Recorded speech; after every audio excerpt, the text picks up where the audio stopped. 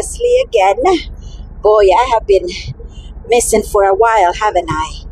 And I truly apologize for that, but it's just, I keep saying that all the time. My life is crazy, which it is, but I should stop making that excuse because I could always be filming about something that is happening. For example, right now, I just had shoulder surgery. Today is the 30th, January 30th. I had my rotator cuff surgery on the 20th, and I have been just out. I've seen a lot of videos on, how it is to have rotator cuff surgery, which I already did. I knew about. I had this one done on my right side. So this is my left side. And, all the videos that you see on YouTube, it's not the same. For example, I think there's only one that I've seen that supposedly the woman has had surgery. The other one is just had to, if you had the surgery. Oh, put your bra this way. Oh, no, it doesn't work.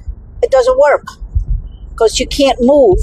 You need help. You need, in my case, my husband is helping me put on my bra. He's even helping me put on my socks because it's just so painful. And all those videos that I watch, they're not really showing you how to because they're not in pain. And I thought that I was going to film how I'm doing this, how I do this or that with my arm on a sling, and I can't. I just can't. I'm sleeping on a recliner chair on my spare bedroom because I was up and about. I couldn't fall asleep the first few nights. I just couldn't. The pain was way too much. So I didn't want to keep my husband awake. So I didn't want to put my chair in the bedroom.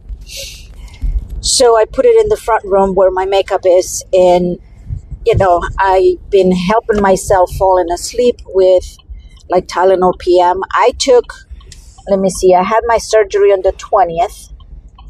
Around noontime,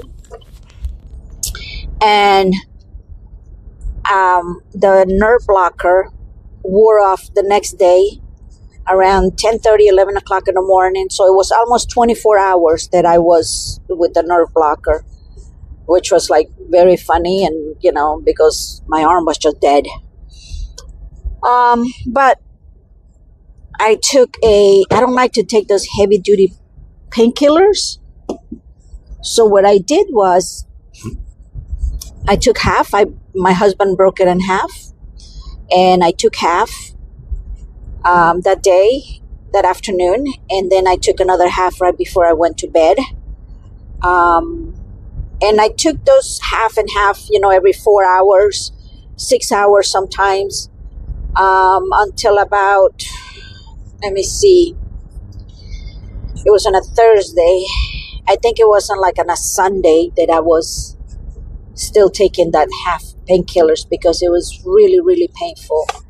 Now, I have had many surgeries in my life, and, a week afterwards, I'm up and about. Let me turn you around so you can see all the snow that is here in town. And when I go to, let me see. Look at all the snow there. When I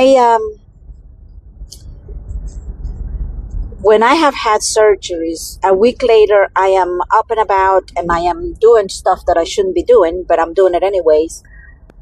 But I truly believe that me, getting older, I'm almost 60 years old, is taking a toll, and I am recuperating from surgeries a little bit longer, and it's just taking a toll on me. That I can't do much. I like to do stuff in the house, and I can't. I can't do anything. And I can't wait to see my doctor. I'm going to see my doctor on the 9th. So another 9 more days to go see him after the operation. So I know that I'm going to be on the sling for a few more weeks. So from the 20th to the 9th, it's 19 days that I have been on a sling already. So that's 2.5 weeks. Yikes. But it's been a slow process to get better. And I don't want to have this problem again. So I am taking it very easy. I am doing exactly what the doctor told me to do, I am not going to be tearing down walls and picking up bricks like I did when I had my elbow surgery last year in February. Because I have realized that it's taking me longer and it's beating me up with this surgery, because the older I get, the longer it's going to take for me to recuperate. So I don't want to go through this again.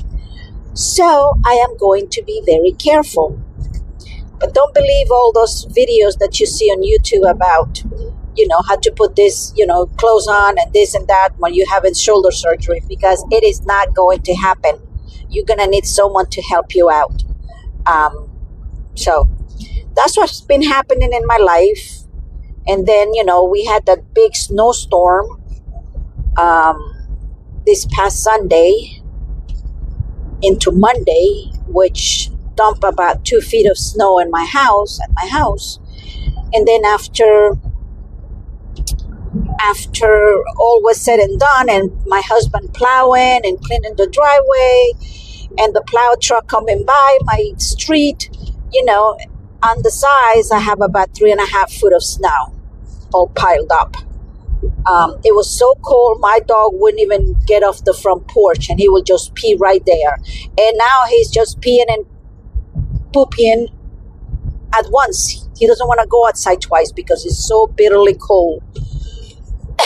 I have gotten up to -2 in the morning, and it feels like -17.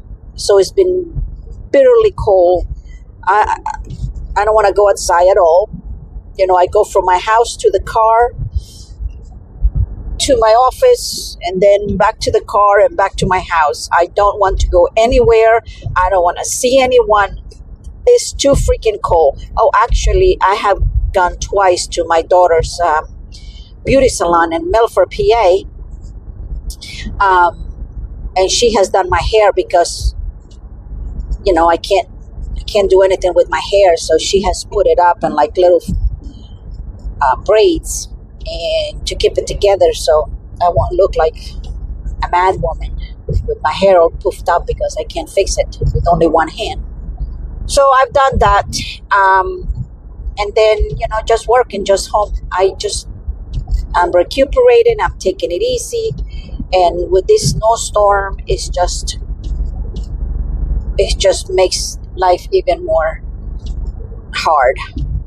But I hope you guys have... Oh, one thing that I wanted to say was I take a different route when it's snowing or when it's, bad weather, cold weather like this, because I take the main road. And the other road that I take is it's a county road as well, but it's less traveled. And this road that I'm on right now, there is business around, there is, cars behind me, in front of me. So if, something happens, I hit the patch of ice or something, I'll have a bigger chance to be rescued sooner rather than being there for, half an hour waiting for a car to go by. So I take the main road when